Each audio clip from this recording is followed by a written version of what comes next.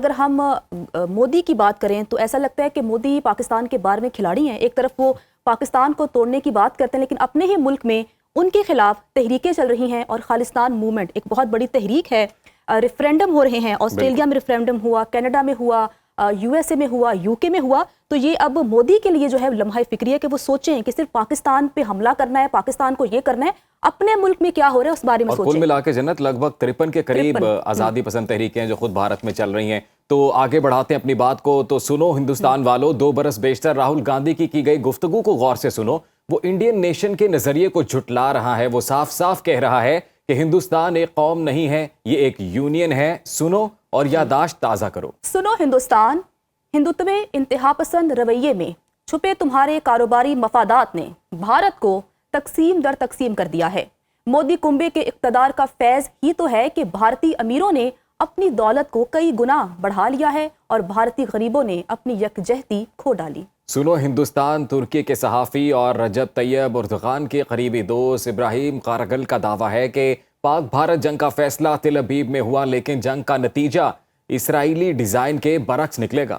ہندوستان ٹکڑے ٹکڑے ہو جائے گا اور پاکستان کا رقبہ مزید پھیل جائے گا. ترکی کے صحافی کے مطابق اگر پاک بھارت جنگ ہوئی تو تاریخ ہی نہیں دنیا کا جغرافیہ بھی بدل جائے گا. جغرافیے کے بدلنے سے پہلے ہندوستان والوں, تمہیں یہ جاننا ہوگا کہ تمہارے حکمران مودی کنبے نے کس طرح ہندوستان کو تباہی کے گڑھے میں لا کر کھڑا کیا ہے. سنو ہندوستان, تم نے مشرقی پاکستان کو بنگلہ دیش بنانے کی سازش کی, پھر بنگلہ دیش کو اپنے دباؤ میں رکھنے کی کوشش کی.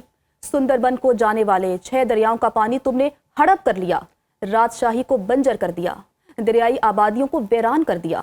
سچ ہے تم نے جس سے دوستی کی اس کی نسلیں برباد کر ڈالی. سنو ہندوستان, آج کا بنگلہ دیش شیخ حسینہ کا نہیں, نوجوانوں کا بنگلہ دیش ہے. یہ بیدار بنگالیوں کا دیش ہے. یہ تمہارے مرغے کی گردن دبوچیں, تمہارا 7 ریاستوں کو تم سے توڑیں گے. یہ بدلہ لیں گے ہر اس زیادتی کا جو تم نے ان سے اب تک روا رکھی ہے. سنو ہندوستان, تمہاری ٹوٹ پھوٹ کا عمل شروع ہوا چاہتا ہے. جب مغربی بنگال میں سورش ہوگی, آسام, ناگالینڈ اپنا حق لینے کے قریب ہوں گے تو بنگلہ دیش تم سے مسلم اکثریتی علاقوں کا مطالبہ کریں گے اور پاکستان کشمیر پر اپنا قبضہ رجسٹرڈ کرے گا. اور اسی موضوع پر بات کرنے کے لیے ہمارے ساتھ موجود ہیں سابق سفیر بابر امین صاحب. بابر صاحب, بہت شکریہ آپ کے وقت کا. سر, یہ کہیے گا کہ تجزیے اور جائزے امکانات, خدشات یہ بتا رہے ہیں کہ ہندوستان مستقبل میں دنیا کے نقشے پر نہیں ہے.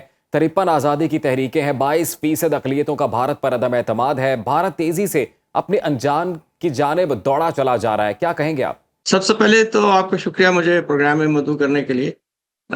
یہ بات آپ کے درست ہے کہ ہندوستان میں بے شمار علیحدگی پسند طریقے چل رہی ہیں اور یہ در حقیقت مختلف سرویز کے مطابق 1/3 بعض جگہ کہتے ہیں, بعض جگہ 1/4 ہندوستان کا علاقہ ایسا ہے جس پہ ہندوستان کی حکومت صوبائی یا ریاستی یا وفاقی یا سینٹرل حکومت کا کوئی عمل دخل نہیں ہے. اور ایسے علاقوں میں جو وہاں کے علیحدگی پسند طریقوں والے لوگ ہیں, جیسے ماؤسٹ ہیں, نیکسلائٹس ہیں, جن کا زیادہ تر جو ہے وہ اثر و رسوخ جو ہے وہ بہار, چھتیس گڑھ اور جھارکھنڈ, آسام اور ان علاقوں میں ہے. اور وہ انہوں نے اپنے پولیس اسٹیشن بنائے ہوئے ہیں, تھانے وغیرہ, ان کی اپنی عدالتیں ہیں, اپنا دفتری نظام ہے. بعض جگہ پہ انہوں نے سرکاری تھانوں پہ قبضہ کیا ہے, بعض جگہ وہ علیحدہ سے اپنا پیرلل نظام چلا رہے ہیں. اچھا سر, چوتھی بڑی فوجی قوت بھارت کی ہم بات کریں تو اپنی فوجی طاقت کے بلبوتے پر کشمیر, پنجاب, ناگالینڈ, آسام میں جذبہ آزادی کچلنے میں ناکام ہے. کیا پاکستان کے لیے یہ بہت بڑا موقع نہیں ہے کہ ان تحریکوں کو جو ہے وہ مزید تیز کیا جائے, مضبوط کیا جائے؟ جی ٹھیک ہے, ہماری کوئی ایسی اپورچونٹسٹ اپروچ نہیں رہی کبھی کہ ہم جو ہے وہ ہر جگہ وہ کریں. ہمارا مسئلہ ہمیشہ جس سے یہ ہے کہ کشمیر جو ہے وہ ہماری آزادی کا ایک ایسا نامکمل چیپٹر ہے جو کہ ہم چاہتے ہیں کہ وہ مسلمان جو ہے آبادی کا ہے وہاں پہ میجورٹی میں, اور وہ ہمیشہ سے پاکستان کے ساتھ شامل ہونا چاہتے ہیں، اور وہ جو آزادی کا جو ایک فارمولہ بنایا گیا تھا اس کے تحت بھی کشمیر کو پاکستان کا حصہ بننا چاہیے تھا. تو ہماری جو ہے وہ زیادہ تر ہمیشہ جو ہے وہ مورل، ڈپلومیٹک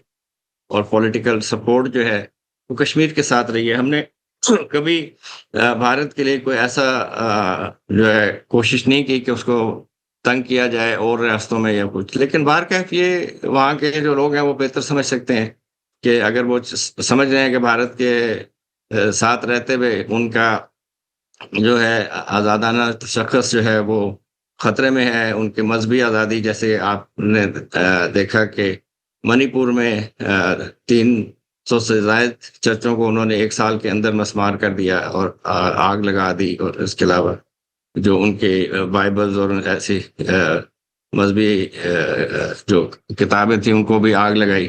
تو اس طرح سے ہر جگہ جہاں وہ اس طرح کا رویہ مائنورٹیز کے ساتھ رکھ رہے ہیں تو ظاہر ہے مائنورٹیز بھی اب ان کی تحریکیں تیز پکڑ رہی ہیں، اور وہ الٹیمیٹلی ہندوستان جو ہے ایک غیر فطری ریاست ہے.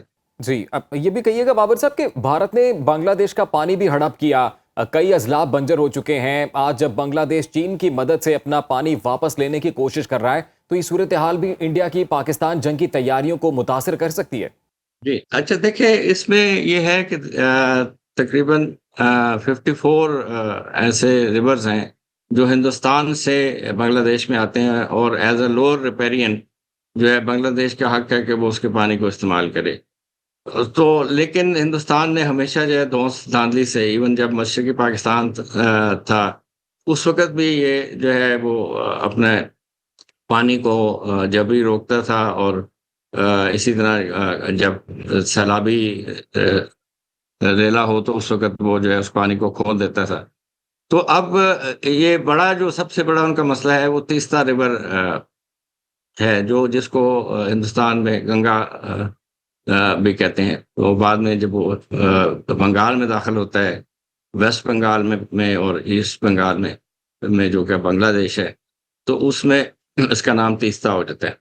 تو یہاں تقریباً 10 سال پہلے ایک معاہدہ بھی اصولی طور پہ طے پایا تھا کہ جو ہے پانی کی تقسیم کا، لیکن بعد میں پھر خود ہی ہندوستان نے جو ہے ویسٹ بنگال کی جو ان کی ریاست ہے اس کی طرف سے ایک مسئلہ اٹھوا کے اور اعتراض اٹھوا کے اس کو جو ہے شیلف کروا دیا، اس کو اس پہ عمل درآمد نہ ہو سکا. تو اب بنگلہ دیش جو ہے وہ اس کو کا دار و مدار کافی زیادہ پانی پہ ہے، نہ صرف جو ہے کھیتی باڑی کے لیے بلکہ وہ نیویگیشن کے لیے بھی اس کو استعمال کرتے ہیں.